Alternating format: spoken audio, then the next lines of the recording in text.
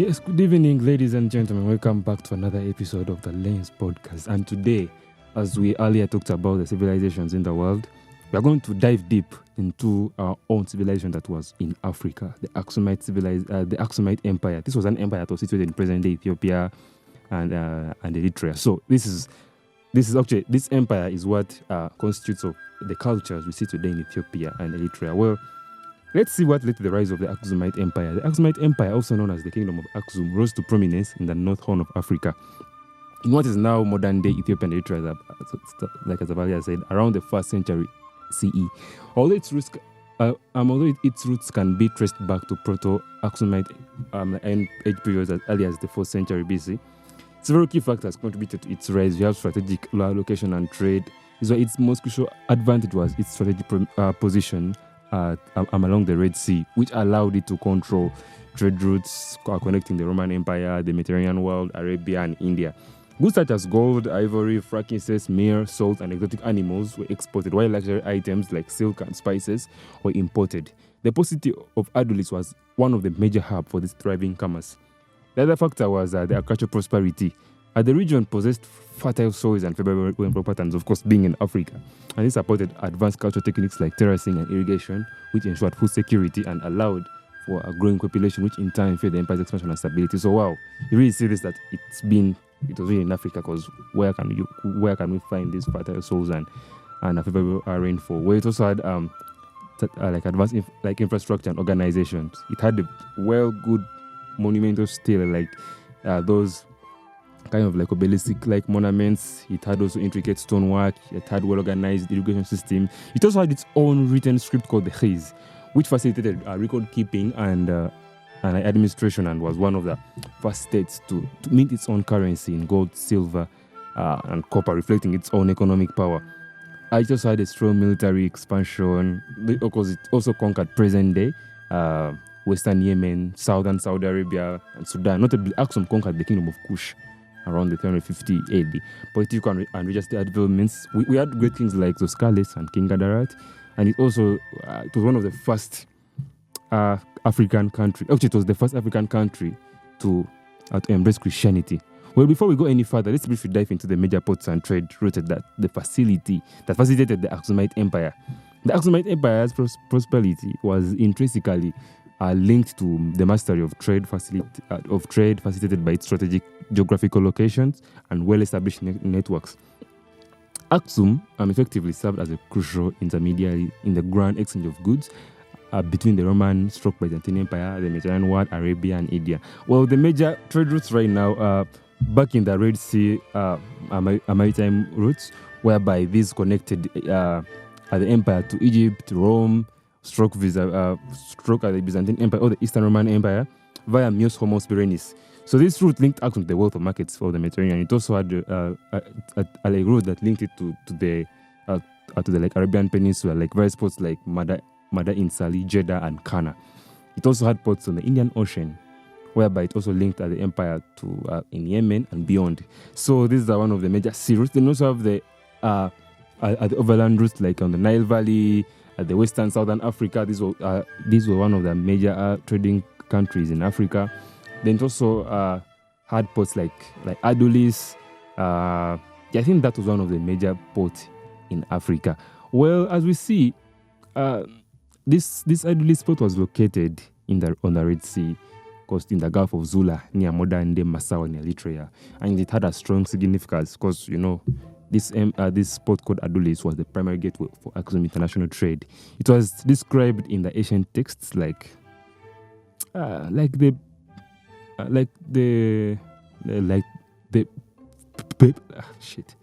periplus of the Ethiopian Sea as a bustling emporium or market town. The periplus of the Eritrean Sea was more of its script. Well, this port also had a well-developed infrastructure, while not heavy fortified military port. Adulis had facilities for loading and unloading goods, warehouses, and served as crucial customs point for goods moving between the interior and the sea. Archaeological excavations have revealed impressive structures, including the foundations of large Byzantine-style basilica, indicating its prosperity and cultural ties. Well, this port also had a connection to the Aksum city From Adulis, goods were transported inland to the capital city of Aksum.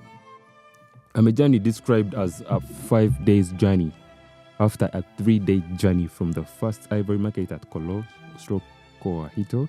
This inland connection highlights the coordinated efforts required to bring goods from the entire coordination exports. Well, let's also dive into the next segment where we shall be talking about the political lineage of this great empire.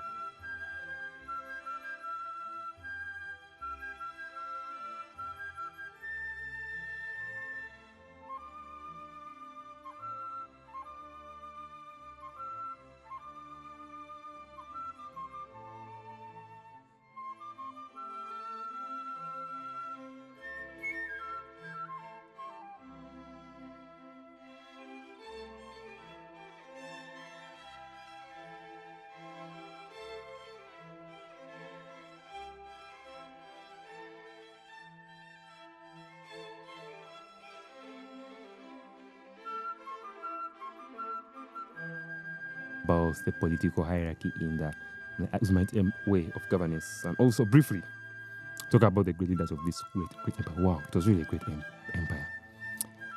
Let's first dive into the political lineage. It's important to note that that specific titles for all intermediate administrators are not fully known from historical records, but their functional roles can be interfere. So the line of power moves from the ultimate authority of the king down the basic unit of society, which is the family. So we have the representation of the line of power. Number one was the king, who was known as Negusta Nagasti. This was like a title given to him as King of Kings. His role was to be the supreme political meter, judicial, economic, and often religious authority, ultimate decision maker, legislator, commander-in-chief, and part of the empire. And he held absolute power and demands tribute, struck allegiance from all below. So this was like the king, and his power source was from divine mandate. That was before the Christianity part, and then when Christianity came in, he was also given the authority to control. So he had also religious legitimacy and military strength to control of trade. Then later on, we also have the royal court. These were his folks were around him in the palace. So their role was to elect advisors and high-ranking officials personally appointed by and loyal to the king. They managed the central bureaucracy, royal finances, palace affairs, military logistics, and oversee core functions of the empire from the capital. So in case that the king wasn't there, these guys were answerable to him for all their works they have done, because he couldn't control the empire. This was a big empire, remember. And examples from this class of people, we had the royal family members, chief treasurers, palace stewards, principal scribes, secretary, high-ranking generals. We also had church officials, like the Bishop of Aksum was part of these people, and their power source was from the king, and they had to answer to him. Then the other third part, we had the provincial governors, or the Aksumite commanders. These were direct representative of the king in key provinces and newly conquered territories. They ensured order, they collected tribute, they enforced royal decrees, and often commanded garrisons of Aksumite troops. They also acted as the king's eyes and inquisitors. So these were like the spies we have today. Then the fourth class of people of this class of all the lineage of these leaders, we had the client kings or local vassal rulers. So these were the indigenous rulers of kingdoms and major ethnic groups that had been submitted to Aksumite sovereignty. They retained autonomy, they administered local laws, they collected local taxes, they managed their own communities, but owed like allegiance, tribute, and military support the Aksumite king. And their power source was hereditary, right? Because these were kings in short that had been left in their conquered parts, in the conquered areas. So it was more of an indirect rule policy that they had been governing these conquered states. Then also we had we also had regional chiefs or village elders within the client kingdoms or the Aksumite provinces.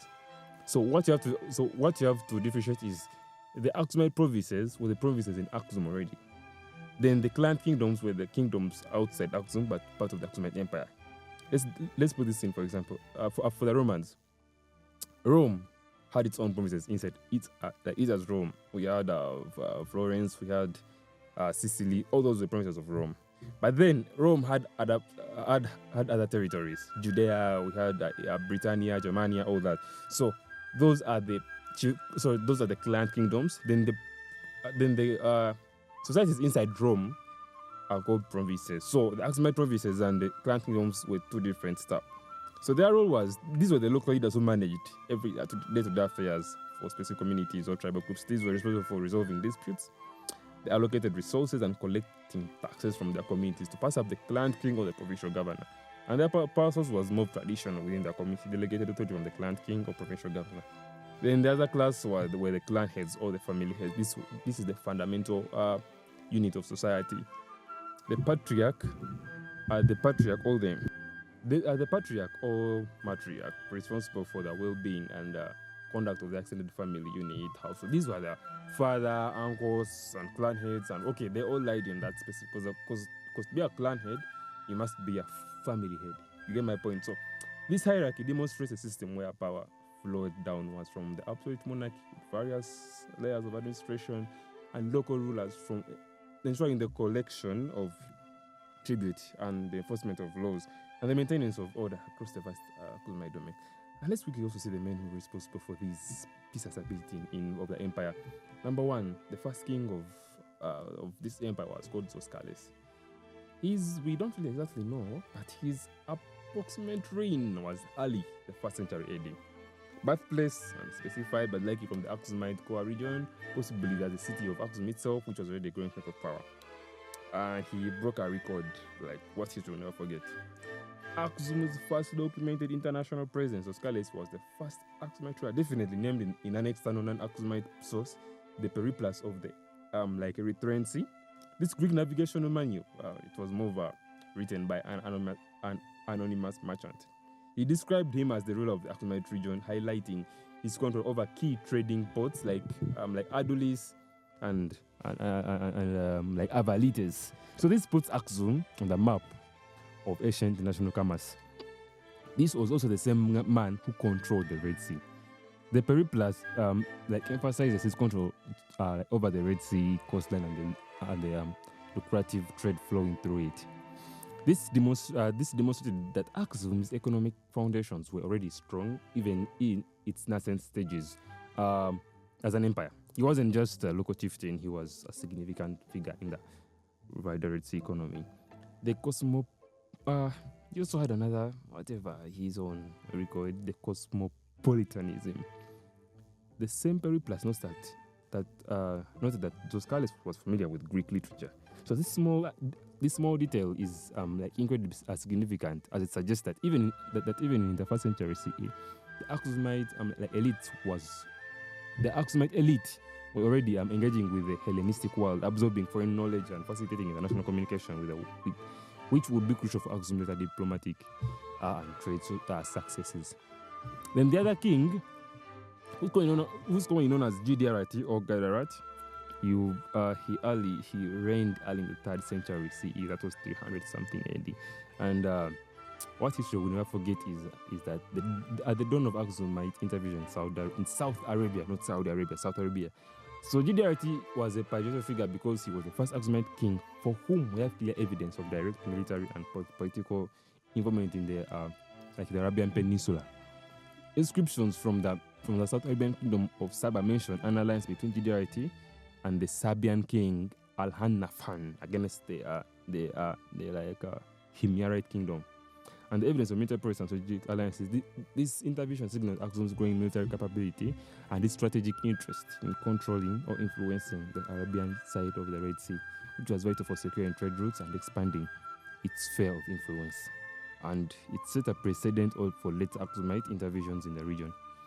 Aliki's inscriptions, we also have, while earlier Proto-Aksumite inscriptions exist, Gidiarati's reign associated with some of the earliest full-pledged inscriptions in the ancient South Arabian script, and potential early forms of the Khiz, though more formalized Khiz scripts emerged later. So these inscriptions were valuable primary sources of understanding early Aksumite history. Andubis also, we also have Andubis, we have,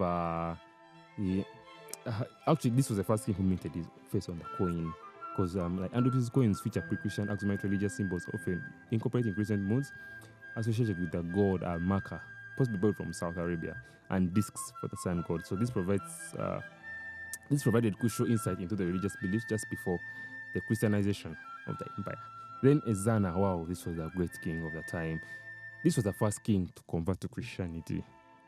His monumental legacy, influenced by his tutor Saint Frumentius, who later became the first bishop of Aksum, Ezana embraced Christianity as a state religion around 333 AD. So this transformed Aksum from a polytheistic kingdom to one of the earliest Christian states in the world, preceding many European conversions. This decision profoundly shaped Aksumite identity, culture, art, etc., like the introduction of the cross on coins and its future relation to the Byzantine Empire and other Christian nations. He also conquered the Kingdom of Kush, or Meroe. Ezana's military campaigns were extensive and successful. His conquest, the conquest of Meroe, the Kingdom of Kush, this was done by Ezana. So Ezana's military campaigns were extensive and successful. His conquest of the ancient kingdoms of Kush, or Meroe, around 350 AD, was a significant expansion of the Aksumite power and territory, extending his influence far into the Nile Valley and giving us some control over critical trade routes and resources. So he literally expanded the kingdom for the sake of his ancestors.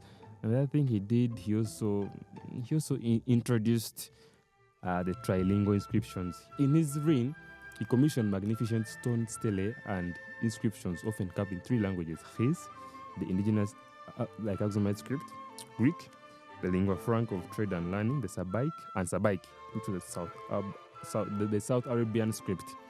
So these detailed inscriptions provide invaluable historical records of his military victories and administrative policies and conversions to Christianity, offering the direct voice from the Aksumite cult. Then the King of Kings title, he actually introduced that title. Yeah, from it's translated in America as Negus and Agast, which means King of Kings. So he signified his reign over a network of client kingdoms and conquered territories, reflecting the empire's vast reach. Then you also have Caleb, also known as Ella at Beha. Yeah, I think he was the first emperor saint. Let's just rush into him.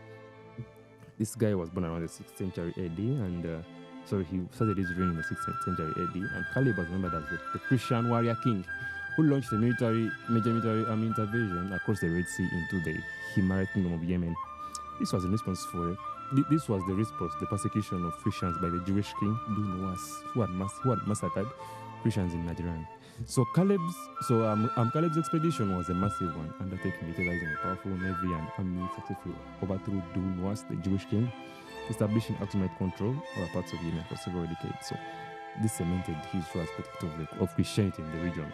And at the peak of his power, he is often seen as the zenith of the Aksumite influence and territorial reach. His successful campaign in Yemen underscored Aksum's military and naval might, making it a recognized major power alongside the Byzantine Empire, Persia, and China.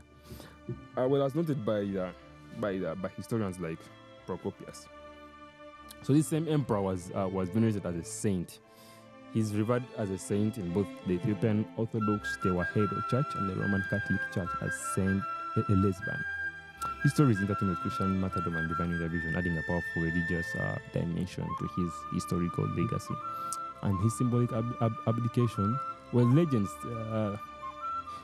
Back to his symbolic abdication, it is said that after his victories, Caleb abdicated the throne, sending his crown to the Holy Sepulchre in Jerusalem, and retiring to a monastery. While the exact details are debated, this act symbolizes his profound piety and dedication to his faith. So this was a great empire. Well, let's just first take a short break, and shall come back in the next video. Just like the video, comment what you think, and share, and press the follow button.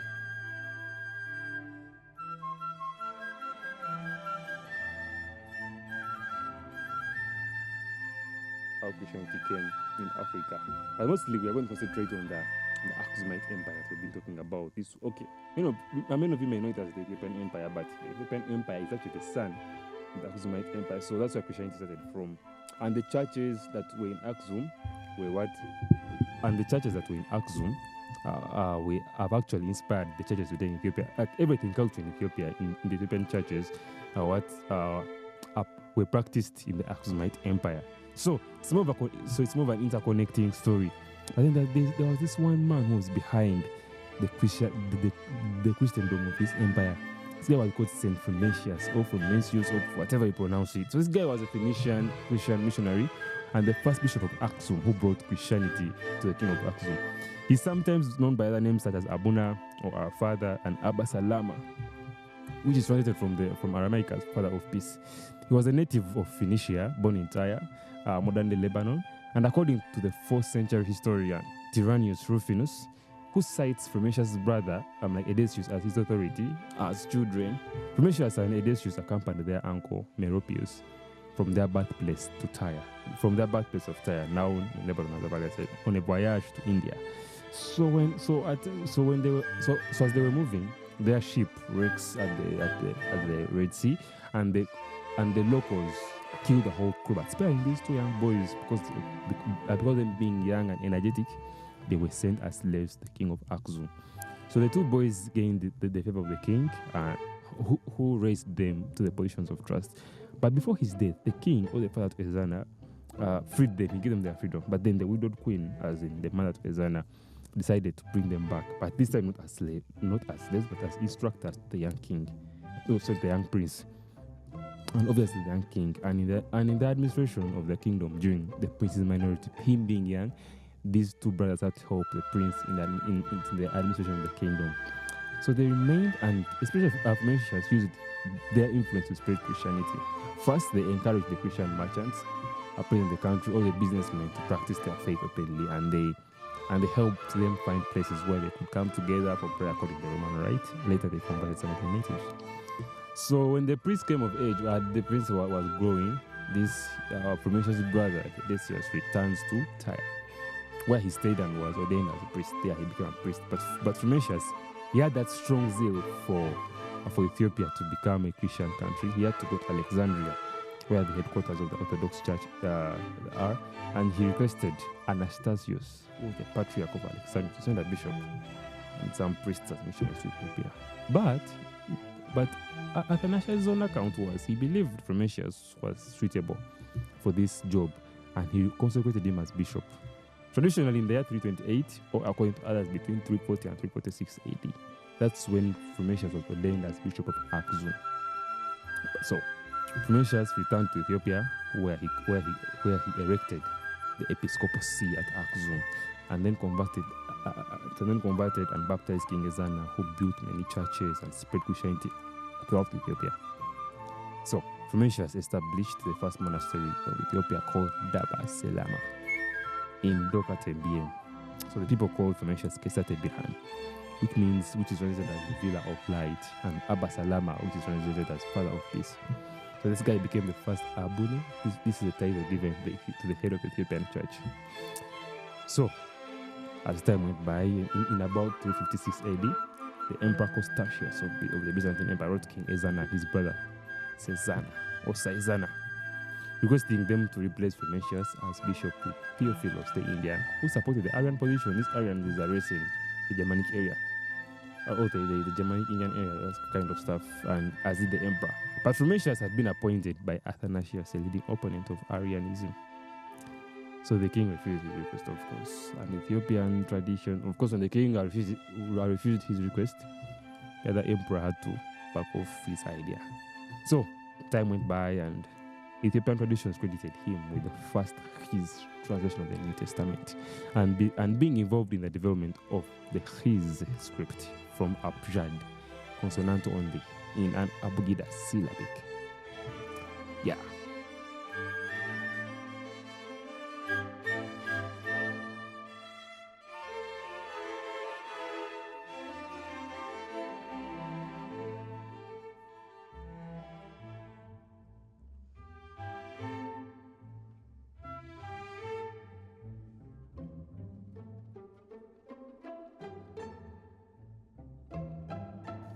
Well, in this video, we're going to talk about the war with Kush.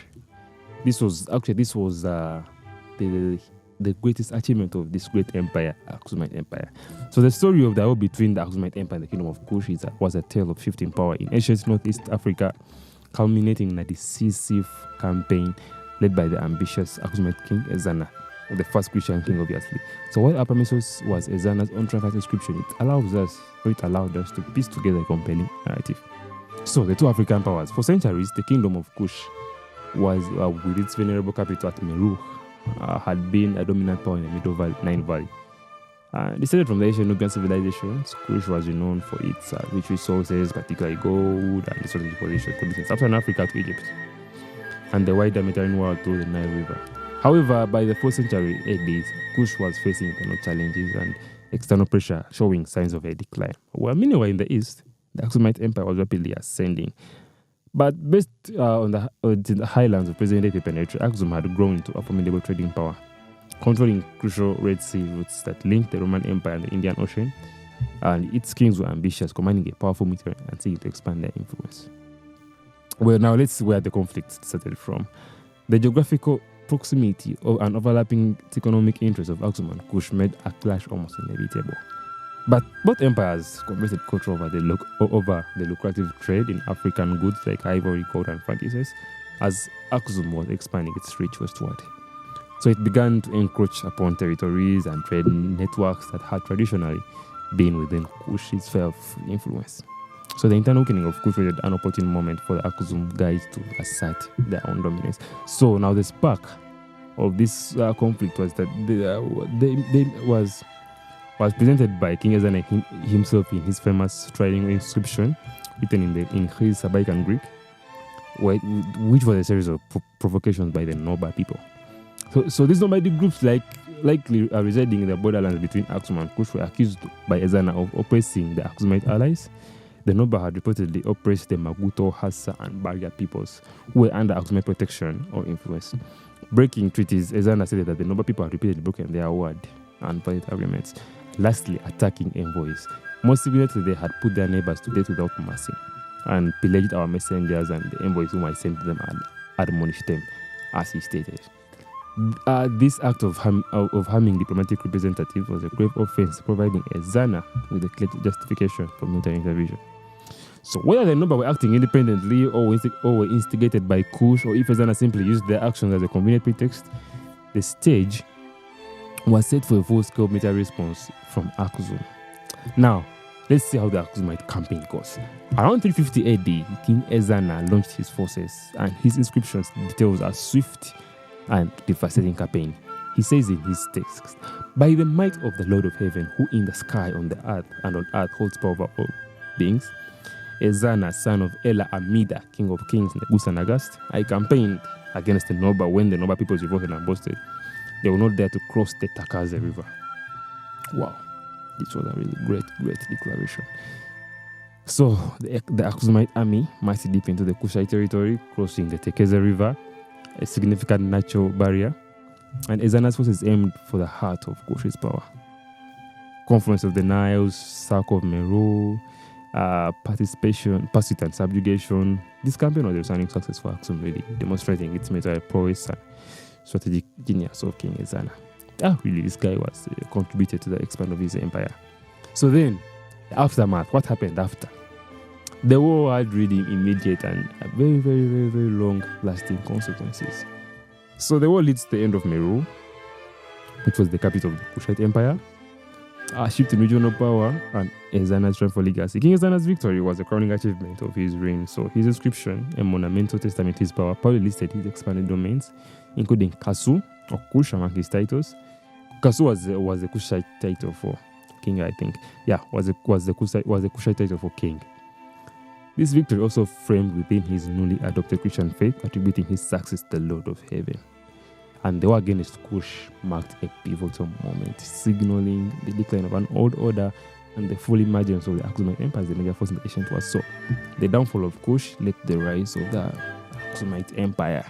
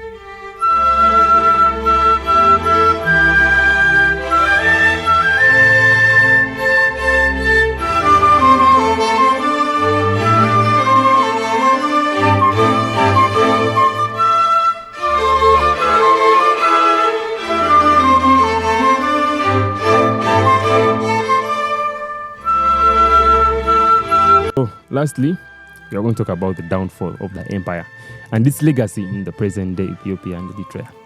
This great empire, you guys, through this ways you've been saying, how did this empire survive? But of course, it later died. So we are going to see how these new countries of Ethiopia and Eritrea emerged and the legacy they left behind. Because actually, the monarchy continued, but it formed a new empire called Ethiopian Empire. Well, by the 7th century, the Aksumite Empire stood proud, a beacon of Christian faith and a formidable trading power. It's vastly imposed of Adulis, armed with the languages of merchants from Rome, Persia, India, and far off lands. But its coffers overflowing with gold, ivory, exotic spices. And King Ezana's grand stele in the capital still proclaimed their legacy for power. And the kingdom that had once hampered the mighty Kush. But across the Red Sea, a storm was brewing that would irrevocably alter Aksum's destiny.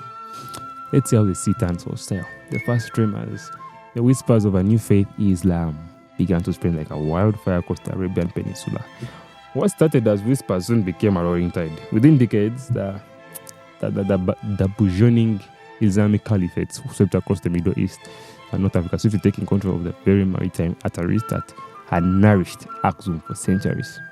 Suddenly, the Red Sea, as Aksum's lifeline, became a barrier, and ship by ship, the familiar sails of its trading partners dwindled. The vibrant markets of Adulis fell silent, then desolate as the flow of goods and wealth tried to trickle. But the caliphates didn't like that, and they decided to control the trade routes, diverting the riches that once flowed through Aksum's ports. And the king's mint, once prolific with shining gold, struck fewer and fewer coins as stark symbol of the empire's economic strangulation. The mighty Aksum, once a global connector, found itself increasingly isolated, a Christian island in a vast and expanding sea of Islam. And then we also have internal conflicts. Of course, enemies always first come from inside. So the Red Sea's embrace tightened, Aksum's heartland began to feel the strain. But for centuries, the rich soils of the highlands had fed its populace and supported its armies. But relentless, the agriculture had taken its toll, forests dwindled, the earth eroded, and the land's bounty diminished. Some whispered of changing grains, adding to the growing sense of unease, threatening a large population and powerful state became even a greater burden. But the economic contraction rippled through the society. The grand projects also led to the grand projects diminished, and the king's grip was absolute.